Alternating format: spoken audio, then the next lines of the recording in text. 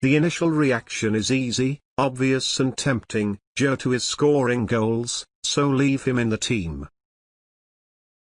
He has won us a couple of games, so deserves to start, has to start, at the expense of whoever.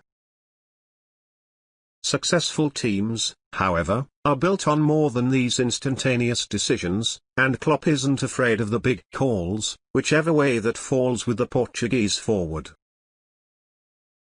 Obviously, there has been a question or two to ask of Firmino of late, and ask them we did, here.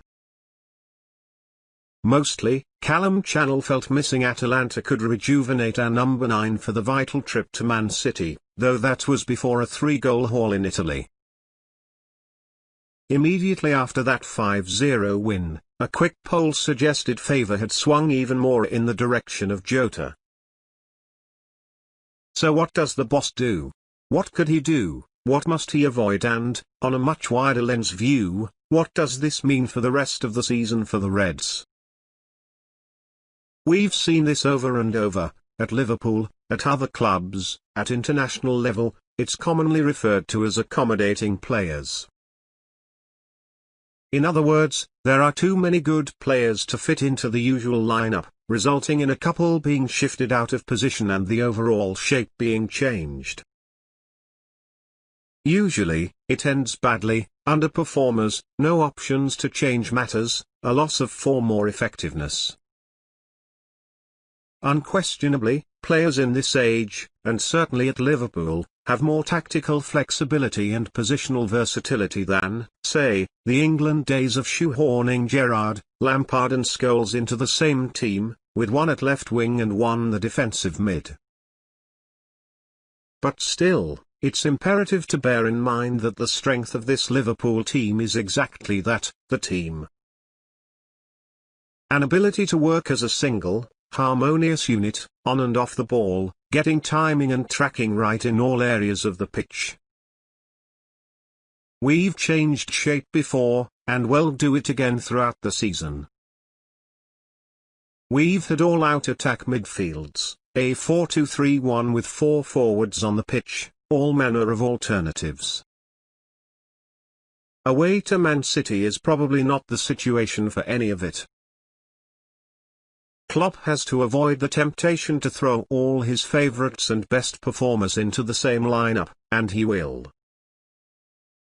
He has the clear head and the simian-sized cojones to take whichever player out of the team he feels is best to get the result on the day, and his decision won't be questioned. If Firmino is in at the weekend, it's to do the job he usually does, not because he's a safety net or a favourite. If it's Jota, likewise he can do the tactical job required of him, not because Bobby is suddenly obsolete. Truly, Liverpool's attack was the envy of Europe until some point through last season.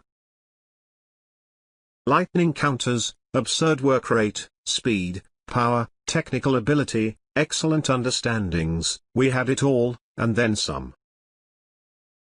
It fired the Reds to several big trophy wins, and none of the 3 ever really seemed to get injured, unless all at once for secret reasons of epicness, like against Barcelona.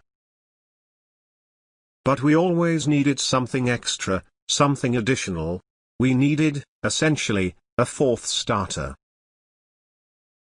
Divock Origi, with all the goodwill, memories and memes in the world, is not that, but Jota is showing he can be. Having 4 starters does not mean all 4 have to start every game. It means that you have 4 options to pick from without dropping the quality level. It means having an in-game change to make without merely hoping someone steps up, but instead knowing they will. It means the timing of game management becomes ever more vital, with the boss picking the perfect moment to replace one hard-run forward with another fresh-legged one who can immediately tear into a tiring defense. You can't always just win with the starters. Late goals, resilience, mentality monsters. All the things which we shower the Reds with praise for stem from having a squad which can cope, not just the 11 which gets the result. And more than just in-game changes, there is the form and competition aspect. We saw Andy Robbo excel only after being told he needed to improve and seeing Alberto Moreno have his best run in the side. We saw Joel Matip step up to top-level performances, then Joe Gomez do the same after he was given a chance. The numbers in midfield all drive each other on to perform better, to hold on to the shirt, to stay in the team. Now we get to see that in attack. Can you imagine how good Liverpool's forward line might be 6 months down the line if all three are not run into the ground on 4,000 minutes each, and know they have to perform well to stay in the side or else be sub? It's still Firmino or Jota, right? At this moment, for this game, it's one or the other. The Reds must surely stick with 4-3-3 for the trip to the Etihad. A prediction based on all logic says Firmino starts, even after Hottas' hat-trick. Consider, this game is usually decided by the finest of margins, a late missed penalty, goal line technology to the millimetre, Ederson racing out of his penalty area to good or bad effect. That sort of thing. It's such a tight fixture because we're the best two teams, and the smallest of details decide the result more often than not. For that to still be the case, the most likely scenario is not to put individuals in place who don't know the tactical intricacies of positional play off the ball, who aren't 100% attuned to their nearby teammates, and so on. Firmino knows our game inside out. In fact, he has been our game for so long. Even if his finishing touch isn't there, the final pass is missing or his link-up play isn't on point, he still clearly brings the work rate, movement and space creating to let others thrive, around him and after him.